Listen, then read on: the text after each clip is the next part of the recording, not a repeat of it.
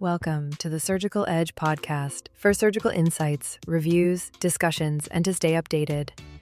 Let's dive in. In most of surgery, the objective is extraction, right? We take out an inflamed appendix, maybe a necrotic gallbladder. Or an ischemic section of bowel, yeah. Exactly. But today, we are examining a procedure where the goal is just entirely different. You leave the anatomy right where it is, and instead you fundamentally alter its architecture. It is a total structural remodeling job. Right. So welcome to today's deep dive. For the surgeons and doctors tuning in, we are deconstructing the essential text on laparoscopic Heller myotomy.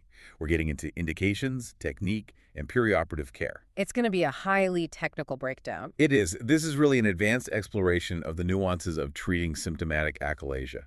But before we jump into the weeds, I think we need to establish the clinical ground rules. Oh, absolutely. So to the listener, just remember, this content is for reference purposes only.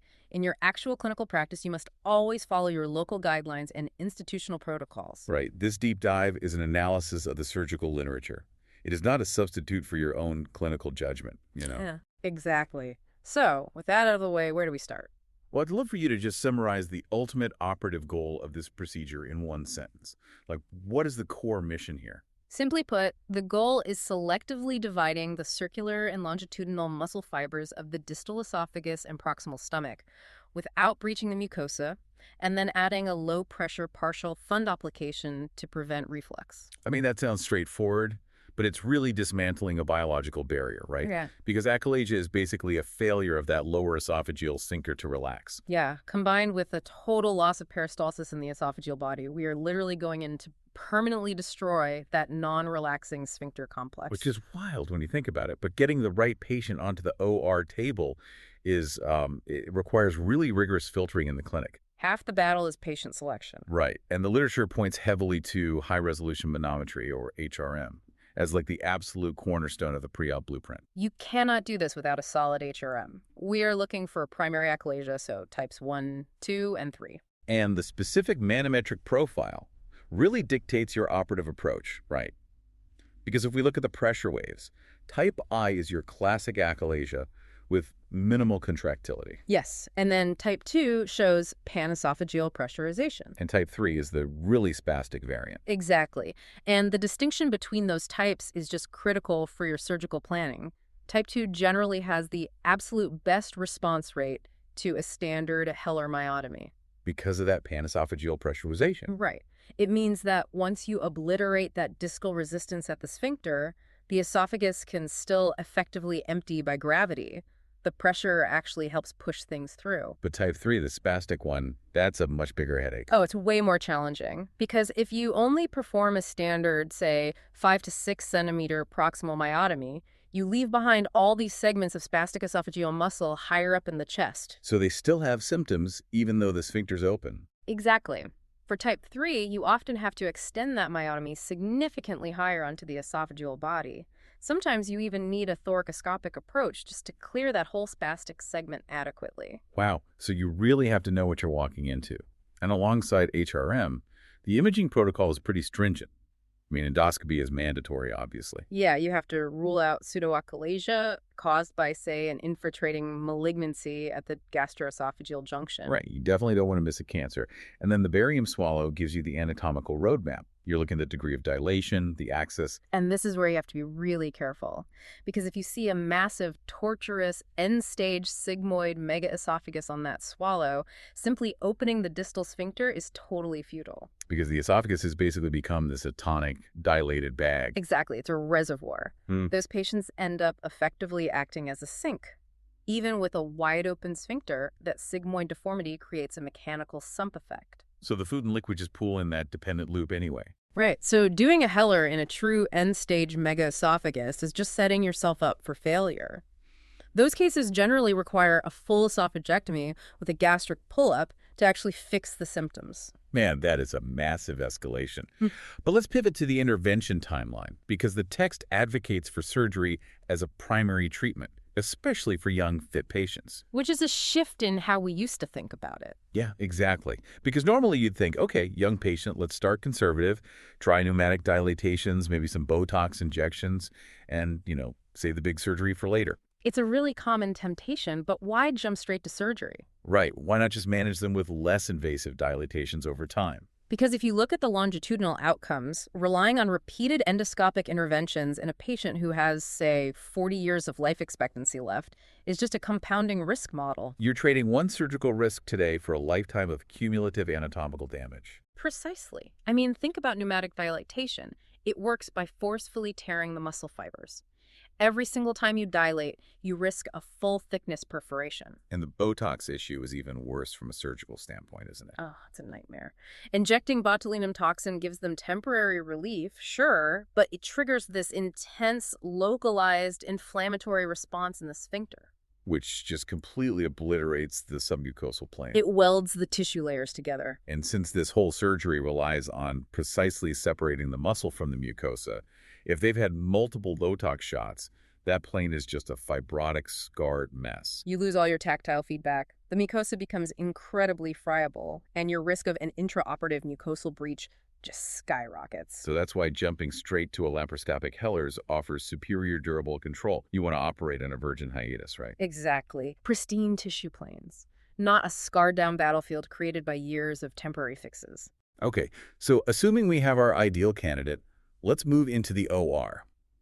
The setup here dictates the flow of the entire case. We're talking about the French position. Patient supine, legs abducted, and the primary surgeon is standing right between the legs. Which has to be purely ergonomic, right? I mean, when you are working that high up in the hiatus, you need your instrument shafts perfectly parallel to the camera angle. Otherwise, you're just sword fighting with your instruments the whole time. If you stand on the patient's right or left side, you are constantly torquing your wrists off axis to reach the GOJ. That sounds exhausting for a case that requires so much precision. It is. But from between the legs, your line of sight and your instrument trajectory are perfectly aligned. You've got your 10 to 12 millimeter camera port at the umbilicus, working ports in the upper quadrants, and a subxiphoid port for the liver retractor. And the table tilt is a massive factor here, too. The literature is very specific, a 20 to 30 degree reverse Trendelenburg. Yes, you really have to use gravity as your silent surgical assistant. I love that analogy because if you don't get that 30-degree tilt right, you are basically fighting the transverse colon and the omentum for the entire case. Which forces you to over-torque your instruments in a very tight hiatal window. But if you elevate the head, the interabdominal viscera just effortlessly fall caudally.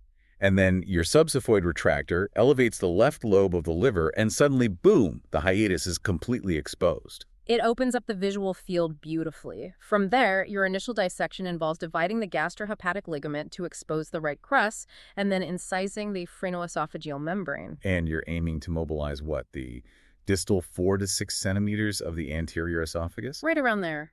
But this mobilization phase is where the vagus nerves become the primary hazard. Oh, yeah. The texts emphasize meticulous preservation of both the anterior and posterior vagal trunks. But the tricky part is, visually, in an inflamed hiatus or maybe a reoperative field, the anterior vagus doesn't always look like this pristine textbook white nerve. Right, it just blends right into the surrounding fascial bands.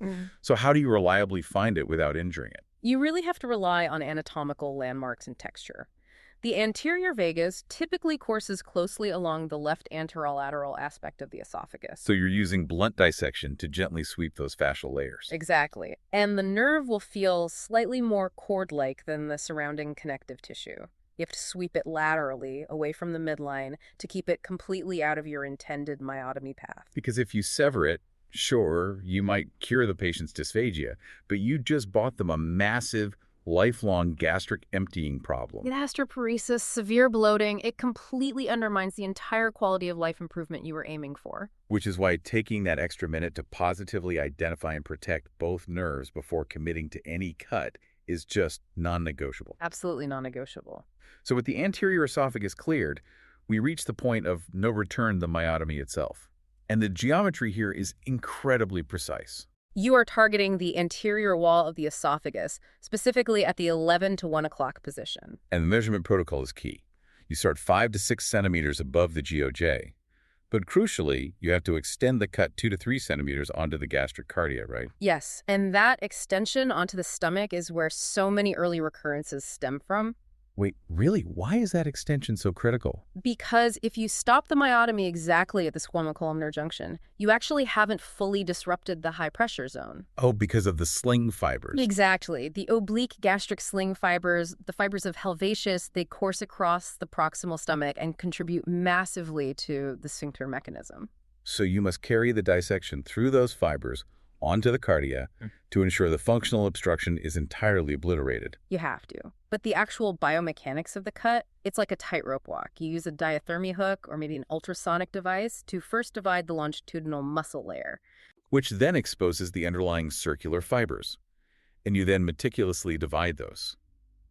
It's funny, the analogy that always comes to mind for me is it's like stripping the thick rubber insulation off a live electrical wire without putting a single scratch on the delicate copper core inside. That is the perfect analogy. And taking that wire analogy further, you can't just hack away at the insulation. It requires really dynamic, continuous traction and counter-traction. Right, you're using Maryland forceps or a peanut swab to gently separate the divided muscle fibers as you go. And as you split that circular layer, the healthy pink submucosa should literally pout or bulge out into the defect you are creating. That bulging is your visual confirmation that you're at the correct depth. It is the most satisfying part of the case when it just pops up perfectly. But of course, the reality of the OR is that tissue is imperfect.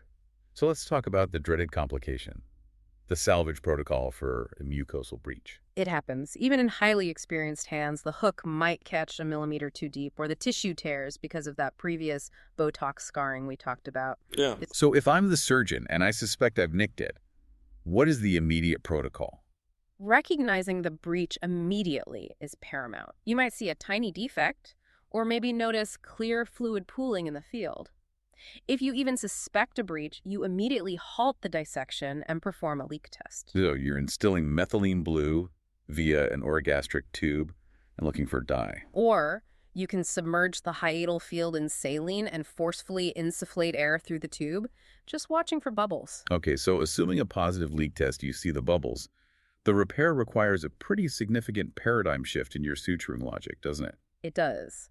You are using a fine 4-0 absorbable suture to close the defect laparoscopically, but you are essentially performing a blind mucosal approximation from the outside in. Which sounds terrifying, because if your bite is just a millimeter too deep and catches the muscle edges, you literally just spent 30 minutes dividing. You retether the muscle. You completely recreate the stricture and defeat the entire purpose of the operation. Wow. So the needle must pass only through the mucosa and submucosa. It has to be a very delicate, precise closure. And once the defect is secured, you don't abort. You complete the proximal and distal extent of the myotomy exactly as planned. Right. The key is ensuring that the muscular edges remain widely separated, like at least 5 to 10 millimeters, so they cannot scar back together over the repair. Exactly. Which brings us to the physiological consequence of all this. Because whether the myotomy was flawless or required a quick suture repair, you've permanently destroyed the lower esophageal sphincter. Right. The achalasia is cured, but a massive reflux problem has just been created. Severe iatrogenic reflux is the immediate byproduct. So an entire flux procedure is mandatory to protect the lower esophagus from acid exposure. Because leaving the hiatus without a fundoplication guarantees severe erosive esophagitis. But the choice of wrap is critical here. You can't just do a standard Nissen, right? Oh, definitely not. A full 360-degree Nissen creates way too much resistance. Remember, the esophageal body in achalasia lacks peristalsis. It doesn't have the propulsive power to push a food bolus through a high-pressure 360-degree valve. Exactly. If you do a Nissen, you basically just trade achalasia for a mechanical obstruction. You need a low-pressure partial wrap. And the literature primarily contrasts the anterior 180 to 200-degree door wrap with the posterior 270-degree toupee wrap. But the door wrap seems like it's perfectly engineered for this specific operation. It really is, especially when you consider its dual function. To construct the door, you mobilize the gastric fundus, pull it anteriorly over the exposed esophageal mucosa, and suture it first to the left hiatal crust and the left edge of the myotomy. And then you fold it over to the right side, securing it to the right edge of the right crust? Right, so mechanically, it functions as a low-pressure reflux barrier. But physiologically, it serves as a literal biological patch. I mean, you are laying a highly vascularized, healthy piece of gastric tissue directly over the fragile, exposed esophageal mucosa. It is brilliant. If you had to place a 4-0 suture to repair a mucosal nick, that door wrap is your ultimate insurance policy. It buttresses the repair and prevents a delayed leak or fistula. That is so elegant. But what about the toupee wrap? Why would some centers prefer that? Well, the toupee, which passes behind the esophagus, is favored by some because a 270-degree posterior wrap can provide slightly tighter reflex control. Okay, but doesn't it introduce more resistance? It does. So you generally reserve a toupee for patients who still demonstrate some preserved esophageal motility on their preoperative manometry. For a patient with a completely aperistaltic esophagus, the anterior door remains the safest profile. That makes perfect sense. So, postoperatively, the clinical pathway really reflects this massive physiological shift. The primary focus in the recovery room has to be aggressive antiemetic therapy. Oh, for sure. Any forceful retching or vomiting in that first 24 hours puts catastrophic tension on both the mucosal repair and the newly constructed wrap. Nausea control is honestly just as important as pain control in these patients. Then on post-op day 1, most institutions perform a water-soluble contrast swallow. Just to verify the absolute absence of a leak and ensure smooth transit through the new junction, right? Exactly. And if that swallow is clean, the patient advances rapidly to clear fluids, then a soft diet, and it's typically discharged within 24 to 72 hours. It is such a remarkable turnaround. I mean, a patient who came in physically unable to swallow their own saliva goes home a few days later tolerating liquids. It is arguably one of the most gratifying procedures in gastrointestinal surgery. The immediate quality of life improvement is just profound. It really is. However, the texts do mandate a look at the long-term horizon. Because while the myotomy cures the outflow obstruction, it doesn't cure the underlying neuromuscular degeneration. No, it doesn't. And over a 10 to 20-year timeline, a certain proportion of patients will experience recurrent dysphagia, which can stem from an incomplete initial myotomy, or maybe slow fibrotic scarring at the junction, or just disease progression. And the algorithm for managing those recurrent symptoms is where the field is undergoing a massive, massive shift right now. Because historically, a failed surgical Heller meant facing a redo laparoscopic myotomy. Which is terrifying. Navigating dense adhesions, distorted anatomy, and a crazy high risk of perforation. But the evolution of advanced third-space endoscopy has altered the landscape entirely with POEM. POEM, peroral endoscopic myotomy. It completely circumvents the hostile abdomen altogether. It's incredible. The endoscopist creates a mucosal incision in the mid-esophagus, tunnels down through the submucosal space, divides the circular muscle layer from the inside out, extends the cut onto the gastrocardia, and then simply clips the mucosal entry site closed. It is such an elegant approach. It relies on the exact same anatomical principles but utilizes a totally different access vector. And POEM is rapidly becoming a primary frontline intervention anyway, but as a salvage procedure for a failed surgical Heller. It's unmatched. You avoid the external scarring entirely by tunneling through that pristine submucosal space. It really leaves you to ponder how the rise of advanced endoscopic therapies like POM will continue to challenge and shape our traditional surgical approaches in the future. I mean, today we are remodeling the architecture from the outside, utilizing gravity, ergonomics, and biological patches. Tomorrow, we may be exclusively altering that same architecture from within the walls of the organ itself. It is a profound shift in surgical philosophy. We are watching the evolution of the specialty in real time. Absolutely. Well, if you like this clinical deep dive, do not forget to share it with at least one of your colleagues or friends to help spread the word.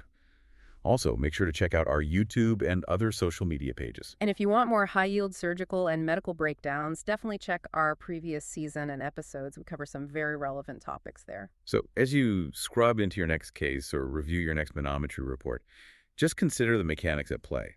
You are analyzing pressure waves, preserving microscopic nerve planes, and strategically dismantling an anatomical barrier to fundamentally restore a patient's ability to eat.